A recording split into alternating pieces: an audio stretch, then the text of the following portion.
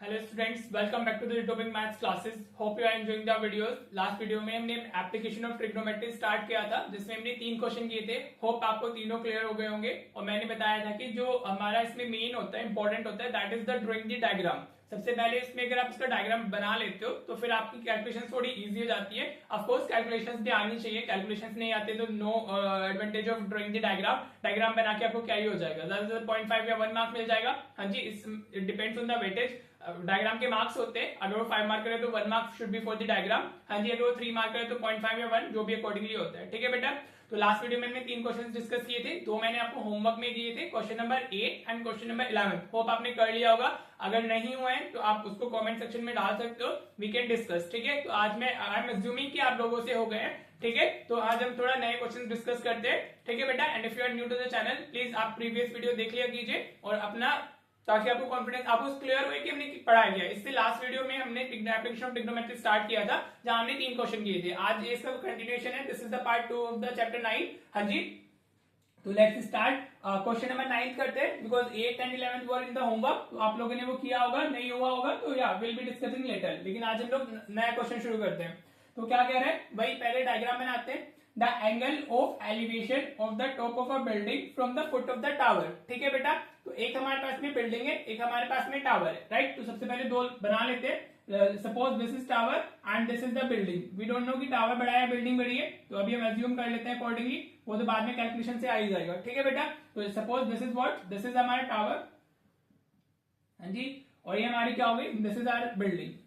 हाँ जी बेटा, तो दो चीजें हमें क्वेश्चन में दी हुई है। तो भाई लाइन बाय लाइन अपना लैंग्वेज को इंटरप्रेट करते हुए चलो, डायग्राम इजीली बन जाएगा। ठीक है बेटा जी, द एंगल, आपको क्या कह रहा है, the angle of elevation top of the building from the foot of the tower. तो हमारे टॉप ऑफ बिल्डिंग ये और फुट ऑफ द टावर ये दिया हुआ है। तो ये कितना दिया हुआ है हमें, दिस इज व्हाट, ये हो गया हमारा 30 degree. The angle of elevation of the top of the building from the foot of the tower is 30 degree. ठीक है बेटा जी, तो ये 30 डिग्री हो गया, राइट। अब वो आगे क्या कह रहे हैं, and the angle of elevation of the top of the building top of the tower from the foot of the building। तो टावर की टॉप ये और बिल्डिंग का फुट ये है। यहां से इसका जो हमारा दिया हुआ है, this is what 60 degree, right. Might be कि ये इंटरचेंज हो, मतलब इट डिपेंड्स, लेकिन लैंग्वेज जो बोल रही है लैंग्वेज के अकॉर्डिंग अभी जा रहे हैं। हमारे पास में एक टावर है, एक हमारे पास में बिल्डिंग है। अगर हम टावर के फुट से देखते हैं बिल्डिंग को, अगर हम टावर के फुट से बिल्डिंग को देख रहे हैं तो एंगल 30 डिग्री बन रहा है, और अगर हम बिल्डिंग के फुट से टावर की टॉप को देख रहे हैं तो एंगल 60 डिग्री बन रहा है, right. Then what you have next, if the tower is 50 meter height, तो आपको जो ये वाली this height is given to you, ये हमारी कितनी है, it's 50 मीटर। ये कितना है हमारा 50 मीटर। मुझे लग रहा है टावर ही बड़ा होगा, क्योंकि 50 मीटर काफी बड़ा होता है। हाँ जी, और ये तो 90 डिग्री होंगे, क्योंकि वो उनकी हाइट दी हुई है। तो हाइट इज ऑलवेज एट हमारा 90 डिग्री। ठीक है बेटा जी, तो हमें हाइट ऑफ द बिल्डिंग बतानी है, find the height of the building. ठीक है बेटा जी, या once you draw the diagram, levelling कर लीजिए और फिर अपनी कैलकुलेशन चालू कीजिए। ठीक है बेटा, तो for example if I am saying this A, this is B, this is C and this is D. हाँ जी, तो हमने लेबलिंग कर ली है। अब आप देखो, जो आपका ये वाला ट्राइंगल है डी बी सी या बी सी डी या D C B, whatever you wants to say, इसमें हमें ये वाली हाइट पता है और हमें एंगल पता है, तो we can find BC from here. हाँ जी, आपको ये सोचना होता है, जिस ट्राइंगल के अंदर आपको एक एंगल पता है और एक साइड पता है, सबसे पहले आप उसी में अपनी वैल्यूज डालिए, ताकि आपको एक जो अननोन साइड है वो मिल सके। देखो एप्लीकेशन ऑफ ट्रिग्नोमेट्री पढ़े हैं, तो एप्लीकेशन का मतलब यही है कि with the help of trigonometry हम कुछ हाइट फाइंड करेंगे, कोई डिस्टेंस फाइंड करेंगे, इसलिए चैप्टर को हाइट एंड डिस्टेंस भी बोलते हैं। ठीक है बेटा जी, तो what we are doing over here, we are writing in triangle. हम सबसे पहले जाते हैं B C D, this B C D, और इसमें हमारा जो एंगल है दैट इज 60 डिग्री, और ये वाला जो this C D will be acting as the हमारा परपेंडिकुलर, और बीसी हमारा बेस हो जाएगा। तो what we will be writing over here, tan 60 degree is equals to DC by BC. हाँ जी, this is DC by BC. ठीक है बेटा, tan 60 डिग्री हम अप्लाई कर रहे हैं, तो परपेंडिकुलर अपॉन बेस, तो ये डीसी या सीडी बोल दो, ये और बीसी, ये हो गया हमारा डीसी या CD, whatever you want to say. ठीक है, तो tan 60 डिग्री √3 होता है, सीडी की वैल्यू आपके पास में है, इट्स 50, और बीसी आपके पास में नहीं है, तो डिवाइडेड बाय बीसी लिख लेते हैं। हाँ जी बेटा, फिर क्रॉस मल्टीप्लीकेशन करोगे तो ये √3 into BC is equal to 50 हो जाएगा। तो बीसी की वैल्यू कितनी आ गई आपके पास में, बीसी इज 50 बाय √3, ये √3 इधर हमारा शिफ्ट हो जाएगा, राइट। तो you get the value for BC. अभी हम इसको वो नहीं कर रहे हैं, रेशनलाइज वगैरह नहीं कर रहे, बिकॉज हमसे ये नहीं पूछा गया है, हमसे जो वैल्यू पूछी गई है डायरेक्टली उसी को सॉल्व करेंगे। ठीक है बेटा जी, तो चलिए अब हम ट्राइंगल एबीसी में जाते हैं। Next right angle triangle we have is ABC. हाँ जी, हमेशा राइट एंगल ट्राइंगल ही हमें देखना होता है कि हमारा राइट एंगल ट्राइंगल कहाँ बन रहा है। एक हमारा क्या था बीसीडी था और एक हमारा एबीसी हो गया, ठीक है बेटा जी। तो एबीसी के अंदर हमारा जो एंगल है that is 30 degree, this is the angle जो हमें नोन है। तो हम tan 30 डिग्री अप्लाई करेंगे। tan होता है क्या है perpendicular upon base, perpendicular AB base BC हो गया, तो ये कितना हुआ हमारा AB बाय BC हो गया, ठीक है बेटा जी। एनी इशू, tan 30 डिग्री की वैल्यू कितनी होती है, it's 1/√3 is equal to AB by BC। हाँ जी क्लियर। अब हमें फाइंड क्या करना है, we need to find the AB ना, that is the height of building. तो हमें AB फाइंड करना है, तुम क्रॉस मल्टीप्लिकेशन कर लेते हैं या सिर्फ BC को इधर शिफ्ट कर लीजिए, तो ये 1/√3 इंटू BC हो जाएगा is equal to AB। BC इस तरफ चला गया ना तो वो मल्टीप्लिकेशन में जाएगा, तो 1/√3 इंटू BC। अब BC की value you already find, so that is 1/√3 into 50/√3 is equals to हमारा AB। क्लियर हो रहा है, हाँ जी। तो ये 50 हो जाएगा, √3 into √3 3 हो जाएगा, तो AB will be equals to what, AB will be equals to 50 divided by 3 आ जाएगा। तो AB हमारा आ जाएगा कितना 16.66 मीटर, राइट। आप इसको डेसिमल्स में दे सकते हो, ठीक है बेटा। So you can say height of building is what, देखो 16.66 कहां से आया, अगर आप इसको 3 से डिवाइड करोगे तो आपको 16.66 ही मिलेगा, 67 भी लिख सकते हो डेसिमल के बाद में। तो you can write height of building, height of the building is, height of the building, ये स्टेटमेंट फॉर्म में मैं इसलिए बताता हूँ ये ताकि आपकी शीट टॉपर वाली शीट लगे थोड़ा, इज 16.66 मीटर, ठीक है बेटा जी। You will be writing like this, तो you will get the full marks. इससे अलग आपको कुछ और स्पेसिफाई नहीं करना है, आप इस तरीके से इस क्वेश्चन को करेंगे तो you will get the full marks. हमारी बिल्डिंग छोटी है, तुमने डायग्राम गलत है, दैट डजंट मैटर, ठीक है। जो हमारी लैंग्वेज थी उसके अकॉर्डिंग ये बन रहा था, हमें एट दैट मोमेंट नहीं पता था कि बिल्डिंग बड़ी है या हमारा टावर बड़ा है। वैसे तो 50 मीटर बहुत बड़ी हाइट हो जाती है, तो ऑफकोर्स टावर बड़ा होना चाहिए था, लेकिन या इट्स वर्क्स, ठीक है, कोई इशू नहीं है उसमें, टोटली सही है, आपको फुल मार्क्स मिल जाने हैं, ठीक है बेटा। This is how you will be doing this question number 9। चलिए अब हम क्वेश्चन नंबर 10 देख लेते हैं, ताकि देखो मैं वो डायग्राम्स ले रहा हूँ या वो क्वेश्चंस ले रहा हूँ जिसमें थोड़ा सा डायग्राम डिफरेंट बनता है, ठीक है, या थोड़ा सा अलग बन जाता है। तो we are covering all type of diagrams जो बेसिकली सीबीएसई पूछता है, ठीक है बेटा। तो जो 8 था जो मैंने कल होमवर्क में दिया था, वो 11th 8 का जो डायग्राम है वो exactly similar to the 7th है, और जो हमारा 11th था उसका एक्जैक्टली डायग्राम वो 6 के जैसा था, ठीक है बेटा। तो कैलकुलेशंस डिफर्स, ठीक है, but diagram is almost same, तो आप कर लीजिएगा वो 8th एंड 11th अगर आपने नहीं किया है, लास्ट वीडियो में जो दिया था, राइट। तो अभी 9th हमारा हो गया, let's do the question number 10 now. Alright बेटा, लेट्स डू क्वेश्चन नंबर 10। हमें क्या कह रहा है वो क्वेश्चन नंबर 10 में, पहले सबसे पहले फिगर ही बनाते हैं, क्योंकि that is basically the important thing. अगर आपको फिगर बन जाती है तो फिर कैलकुलेशन तो इजी हो जाती है, ठीक है। वो कह रहा है 2 पोल्स ऑफ इक्वल हाइट, ठीक है। अगर हम फर्स्ट टाइम की बात करते हैं तो हमें 2 पोल्स दिए हुए हैं और दोनों की हाइट इज सेम, ठीक है बेटा। तो हाइट्स आर इक्वल, ठीक है, हाँ जी। वो क्या कह रहा है, 2 poles of equal heights are standing opposite each other on either side of the road which is 80 metre wide, ठीक है। ये एक रोड हो गई, एक इस तरफ है हमारा पोल है, एक इस तरफ है, और जो इसकी हमारी रोड की विड्थ है दैट इज व्हाट 80 मीटर। ये पूरी जो लेंथ है हमें ये 80 मीटर दी हुई है, ठीक है बेटा। लाइन बाय लाइन अगर आप पढ़ते हो और बनाते जाते हो तो बहुत इजी हो जाता है आपके लिए डायग्राम बनाना, तो यहाँ से मार्क्स इजीली मिल जाते हैं। और डेफिनेटली आना ही है क्वेश्चन, तो ट्रिग्नोमेट्री एप्लीकेशन ऑफ ट्रिगो से क्वेश्चन तो आएगा ही, मे बी कि इन्हीं में से कोई क्वेश्चन आए या इन्हीं के जैसा आएगा, ठीक है बेटा जी। तो चलिए ये हो गया हमारा,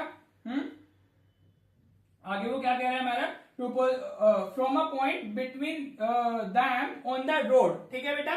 क्या कह रहे हैं, from a point between them on the road, ठीक है। तो कोई एक पॉइंट है, इनके बीच में गई है। एक तो इसमें कंफ्यूज मत होना कि वो मिड में बात कर रहा है, ठीक है, this is not in the mid. बच्चे कंफ्यूज हो जाते हैं कि वो मिड में है, मिड अलग होता है, बिटवीन का मतलब होता है एनीवेयर ऑन दिस लाइन, ठीक है। बिटवीन का मतलब क्या है, एनीवेयर ऑन दिस लाइन। तो बच्चे क्या करते हैं, यहां से एक पॉइंट उठाएगा, इसको 40 लिख देगा, इसको 40 लिख देगा, ऐसा नहीं है। बिटवीन का मतलब क्या है, anywhere on the point, it is not exactly in the Midway, between नहीं है वो हमारा, ठीक है बेटा जी, ठीक है। तो अभी वो क्या कह रहा है, from a point between them on the road the angle of elevation of the top of the poles are 60 degree and 30 degree। एक का जो हमारा टॉप का एंगल ऑफ एलिवेशन है वो 60 डिग्री है और दूसरे का कितना है हमारा, इट्स 30 डिग्री, ठीक है बेटा। देखो डायग्राम्स आप थोड़े से अच्छे बना लीजिएगा, मार्क्स होते हैं, हाँ जी। तो ये हमारा डायग्राम हो गया, एक का कितना है हमारा, इट्स 60 डिग्री और दूसरे का कितना है हमारा, इट्स 30 डिग्री, ठीक है बेटा जी। क्लियर हुआ, एनी इशू नहीं ना। चलो डायग्राम बन गया है, लेट्स लेबल दिस नाउ। तो अभी ये हमारे ऑफ कोर्स पोल से तो उनकी हाइट तो होंगी 90 डिग्री हो गए, तो let's suppose this is A B, ये हमारा सी हम ले लेते हैं, एंड दिस इज डी, और इस पॉइंट को हम ई बोल देते हैं। हाँ जी बेटा, क्लियर हो गया, ठीक है, डायग्राम क्लियर हुआ। चलिए अब देखो इसको हम कैलकुलेशंस कैसे करते हैं। अब हम क्या करते हैं, अगर हम सीई को एक्स ले लें, अगर इसको देखो, अगर हाइट h को हम इसको h से रिप्रेजेंट करते हैं तो ये भी h ही होगा हमारा। हाँ जी, ये h हो जाएगा ना। क्लियर हो रहा है बेटा, ये नहीं हो रहा है? होप क्लियर हो रहा होगा। अभी हम कुछ नहीं कर रहे, हमने हाइट्स को h से रिप्रेजेंट कर दिया है, और जो हमारी ये वाली साइड है उसको हमने क्या ले, ये इसमें जो CE है इसको अगर हम x लेते हैं तो what it will be, this will B 80 minus x ना। जो BE है हमारा वो 80 माइनस एक्स हो जाएगा। भाई अगर टोटल 80 है, अगर ये x है तो ये 80 माइनस एक्स बच जाएगा ना। अगर फॉर एग्जाम्पल ये 20 है तो ये 40 होगा, सॉरी 60 होगा। अगर ये 30 है तो ये 50 होगा। तो 80 माइनस एक्स करके आ रहा है ना हमारा, राइट? इतना क्लियर हुआ? हमने इसको x बोल दिया है और इसको, तो ये 80 माइनस एक्स हो गया हमारा, ठीक है, बिकॉज टोटल इज 80 और ये h हो गई, ठीक है। चलिए चालू करते हैं, किसी भी ट्राइंगल में अप्लाई करना चालू कर दीजिए अपना। हाँ जी, अपना कॉन्सेप्ट को। अगर मैं ट्राइंगल DCE की बात करता हूँ, किसकी बात कर रहा हूँ? इन ट्राइंगल, देखो इसमें दो वेरिएबल्स है हमारे और हमें दोनों ही फाइंड करने हैं। हमें दोनों की हाइट बतानी है और डिस्टेंस बताना है उस पॉइंट से दोनों पोल्स का, ठीक है। ये हमें क्वेश्चन में पूछा गया है, दोनों की हाइट बतानी है और डिस्टेंस बताना है। मींस हमें ये भी फाइंड करना है, ये भी फाइंड करना है, ये हाइट फाइंड करनी है, ठीक है बेटा जी। चलिए, तो अगर हम DCE में अप्लाई करते हैं तो हमारा क्या होगा? We can use tan 60 degree, क्योंकि एंगल वही दिया हुआ है और वो किसके इक्वल होगा? DC अपॉन CE के इक्वल होगा, DC अपॉन CE, ठीक है बेटा। Because tan is what? Perpendicular upon base. ये tan 60 डिग्री है, ये DC हो गया, ये CE हो गया। तो DC हमारा क्या है? tan 60 डिग्री वाली √3 हो गई, DC हमारा h हो गया और CE हमारा x हो गया। Any issue? नहीं। DC की जगह पर हमने h लिख लिया है और C को हमने C को x लिख लिया है, राइट? आप क्वेश्चन में स्पेसिफाई कर देना, लेट CD AB h और C x, ठीक है। ये स्पेसिफाई कर देना तो और अच्छा हमारा इंप्रेशन आता है, राइट? अब x को अगर हम इधर शिफ्ट कर ले तो we can write this as √3x h। हाँ जी, चलेगा। h की वैल्यू में कितनी मिल गई in terms of x? This is √3x, ठीक है बेटा जी। कुछ नहीं किया है, इसको इतना ही रखते हैं। आप और कुछ कर भी नहीं सकते हैं because we don't have the values ना। तो हम चलते हैं ट्राइंगल ABE में। किस में जा रहे हैं हम लोग? In triangle ABE। This is the another triangle that we have. ABE हमारा ट्राइंगल हो गया। अब इसमें जो एंगल दिया हुआ है वो कितना दिया हुआ हमें? वो 30 डिग्री दिया हुआ है। तो tan 30 degree is equal to what? हमारे AB अपॉन BE हो जाएगा, बिकॉज परपेंडिकुलर अपॉन बेस होते हैं। तो जो एंगल होते हैं उसके सामने वाला हमारी जो साइड होती है वो हमारा परपेंडिकुलर होता है ना, और जो नेक्स्ट रह जाता है वो बेस हो जाता है। तो tan 30 डिग्री की वैल्यू कितनी होगी? 1/√3, ठीक है बेटा। अब ABE कितना है हमारा? AB इज बेसिकली h और जो BE है दैट इज 80 माइनस एक्स। हाँ जी, वैल्यूज डालो। You can see from the diagram, जो मैं वैल्यूज लिख रहा हूँ उधर आपको क्लियर होना चाहिए। अब अगर आप क्रॉस मल्टीप्लिकेशन करते हो तो 1 इंटू 80 माइनस एक्स, तो ये तो 80 माइनस एक्स ही हो जाएगा and this will B √3 into h। हाँ जी बेटा, ये √3 इंटू h को √3h लिख सकते हैं। अगर हम यहाँ से देखो h की वैल्यू कितनी है हमारी? √3x, तो आप ऐसे डाल सकते हो, इक्वेशन 1 बोल दो इसको। अब हम इसको रिप्लेस करेंगे कि 80 माइनस एक्स √3h की जगह पर हम क्या डाल रहे हैं? वी आर पुटिंग √3x, ठीक है बेटा। आप लिख देना फ्रॉम इक्वेशन 1। फ्रॉम इक्वेशन 1 हमने जो है h को कितना डाल दिया? √3x रिप्लेस कर दिया, ठीक है बेटा। क्लियर हुआ? हाँ जी। अभी √3 इंटू √3 कितना हो जाएगा? This will B 3x, right बेटा। √3 इंटू √3 3 हुआ और x तो एज इट इज आई। अब इस x को उधर शिफ्ट कर लो तो 80 is equal to 3x plus x होगा। तो 80 इज इक्वल टू हमारा कितना आ गया? 4x। तो x की वैल्यू हमारी कितनी आ गई? 20 आ गई, ठीक है बेटा। अभी 4 इधर डिवीजन में जाएगा ना, तो x विल बी वो 20। अब आपको x मिल गया, हाँ जी। तो अब आप इसमें से h भी फाइंड कर सकते हो। तो नाउ यू कैन राइट हमारा फ्रॉम इक्वेशन 1 इधर लिख लेते हैं, चलिए। तो फ्रॉम इक्वेशन 1 आप लिखोगे, फ्रॉम इक्वेशन 1, या आप ऐसे लिख सकते हो h is equal to what? √3x। √3 into x है हमारा, वो x की वैल्यू हमारी कितनी है? ये तो h इज इक्वल टू हमारा हो गया 20 √3 मीटर हो गया, ठीक है बेटा। अब आपसे क्वेश्चन क्या हमें क्या पूछा गया? हाइट पूछी गई है। हाँ, आप देख सकते हो क्वेश्चन में वो क्या कह रहे हैं? Find the height of the poles and the distance of the point from the poles, ठीक है। तो अब आंसर कैसे लिखोगे? सेंटेंस फॉर्म में लिखना है। तो height of the poles is, you can say height of the poles, height of the poles is हमारा 20 √3 मीटर। हाँ जी, हाइट ऑफ पोल्स तो ये हो गई, ठीक है। और we will be writing like this. एक आंसर तो ये हो गया हमारा, और फिर हम लिखेंगे 1 pole is 20 metre from the point and other is at 80 metre, ठीक है। फ्रॉम द पॉइंट, ठीक है, फ्रॉम द पॉइंट। एक पोल क्या है हमारा? 20 मीटर है और दूसरा हमारा, sorry it won't be 80, it will be 60। 80 तो टोटल ये ना, फ्रॉम द पॉइंट, ठीक है बेटा। तो इस तरीके से आप अपना आंसर दे दोगे, so you will be getting the full marks. Hopefully clear हो गया होगा। And again each and every question of NCERT is important, that's why I am discussing all the questions. या जो सिमिलर है वो मैं आपको होमवर्क में दे रहा हूँ, बाकी जो डिफरेंट है I am discussing all those questions, ठीक है। होपफुली क्लियर हुआ होगा। इस क्वेश्चन में दिमाग में सिर्फ इतना ही रखना है, जो ध्यान देने वाली बात है कि ये जो पॉइंट है this is in between, this is not the Midway, तो 40-40 नहीं लेना है। तो आप अगर आप 40-40 ले लेते तो गलत हो जाएगा। You will be going in this way, ठीक है। होपफुली ये क्लियर हो गया होगा। चलो अभी हम लोग क्वेश्चन नंबर 11 तो होमवर्क में मैंने दिया है, 12 डिस्कस कर लेते हैं, राइट। फिर हम इस वीडियो को एंड करते हैं, ठीक है बेटा। Now discussing the question number 12। हाँ जी, तो भाई सबसे पहले डायग्राम बनाएंगे हम लोग, क्योंकि डायग्राम से ही सारी चीजें हो पाती है। तो आप लाइन बाय लाइन इंटरप्रेट करते जाइए और अपना डायग्राम बना लीजिए एंड देन द कैलकुलेशंस, ठीक है बेटा। चलिए देखिए क्या कह रहा है वो। From the top of a 7 metre high building the angle of elevation at the top of a cable tower is 60 degree and angle of depression of its foot is 45 degree. क्या कह रहे हैं वो। From a top of a 7 metre high building, एक हमारी 7 metre की height की building हो गई।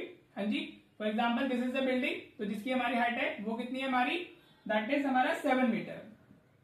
हाँ जी, अब वो क्या देखो, from the top of a 7 metre high building the angle of elevation the top of the cable tower is 60 degree and angle of depression of its foot is 45 degree. ठीक है बेटा, तो इसको थोड़ा छोटा कर लेते हैं बिकॉज हमारा टावर बड़ा है।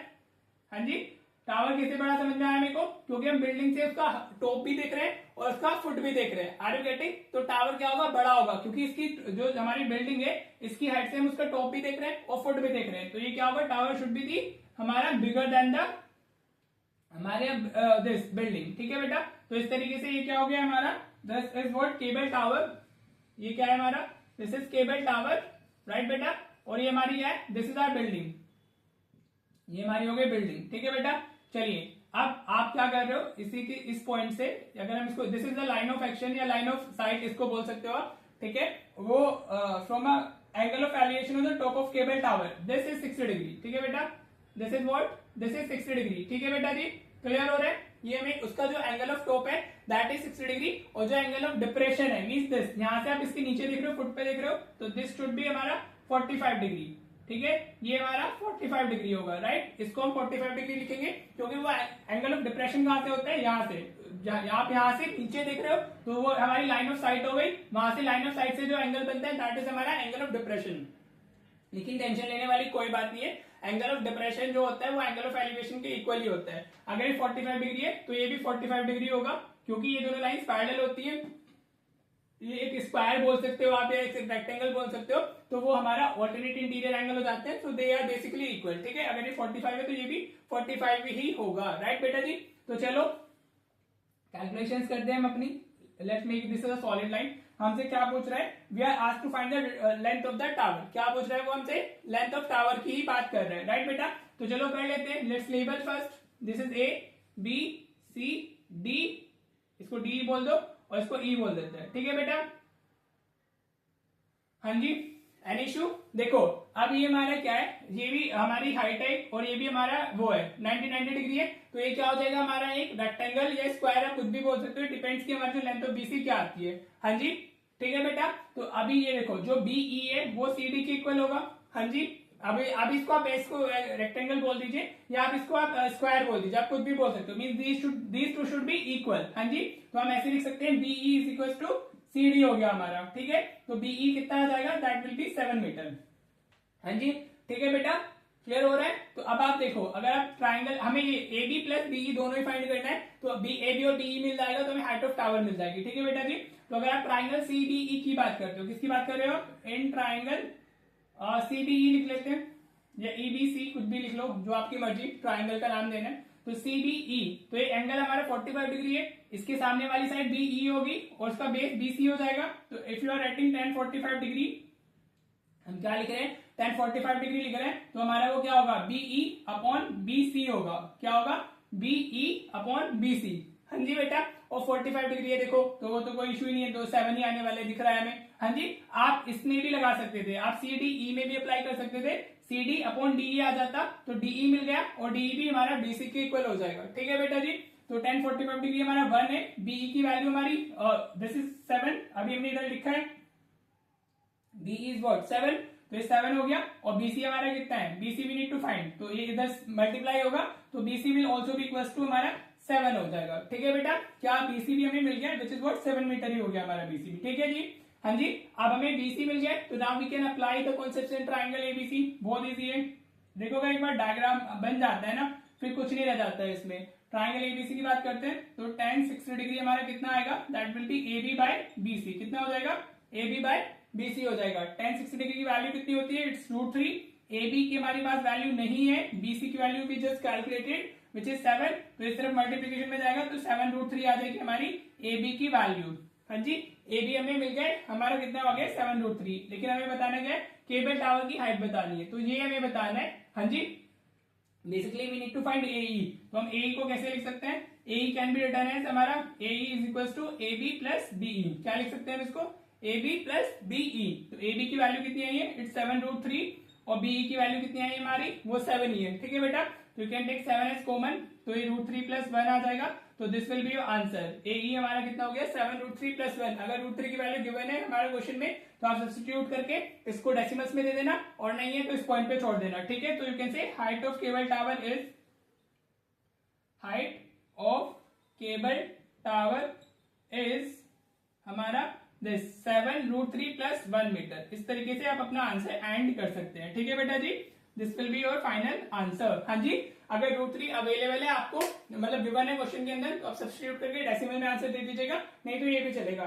You will be doing like this. देखो वो अपोजिट साइड हमारी इक्वल हो जाती है, तो ये एक, अभी if we look at this BCDE, तो एक स्क्वायर है, यूजुअली वो हमारा एक रेक्टेंगल भी बन जाता है, तो it depends on this angle कि वो अनइक्वल होंगे या वो सेम तो होंगी, क्योंकि वो अपोजिट साइड है हमारी रेक्टेंगल की। ठीक है बेटा, तो इस तरीके से इस क्वेश्चन को करना था। अगेन डिफरेंट डायग्राम जो इस क्वेश्चन में था। ठीक है बेटा जी, तो आपका आज का जो होमवर्क है, आपको ये तीनों क्वेश्चन आपने खुद से करके देखने हैं। ठीक है बेटा, क्योंकि अगर आप सिर्फ मेरा करा हुआ देखोगे तो आपको मैथ्स नहीं आने वाले, राइट। आप इसको देख लो, लेकिन करना आपको खुद से है। जब तक आप क्वेश्चन खुद से नहीं लगाओगे, हर एक क्वेश्चन को खुद से अपने हाथ से नहीं कर लोगे, राइट, तो आपको की मिस्टेक समझ में नहीं आने वाली है, आपको चीजें कभी भी वो दिमाग में परमानेंटली फिक्स नहीं होने वाली है, राइट। तो इन तीनों क्वेश्चन को खुद से कीजिएगा, और जो लास्ट वीडियो में 8 एंड 11 थे उनको बताइएगा मुझे हुए आपसे नहीं हुए, तो हम लोग उनको भी कर लेंगे। और मिलते हैं फिर हम नेक्स्ट वीडियो में, जिसमें हमारे जो इसके लेफ्ट ओवर 3 पार्ट्स रह गए हैं। अगेन वेरी इंपॉर्टेंट, इसके बाद में 13, 14, 15 तीनों क्वेश्चन हमारे क्या है, काफी इंपॉर्टेंट है। ठीक है बेटा जी, तो चलो मिलते हैं फिर हम नेक्स्ट वीडियो में इन क्वेश्चन को करने के लिए। Thank you so much for watching the video.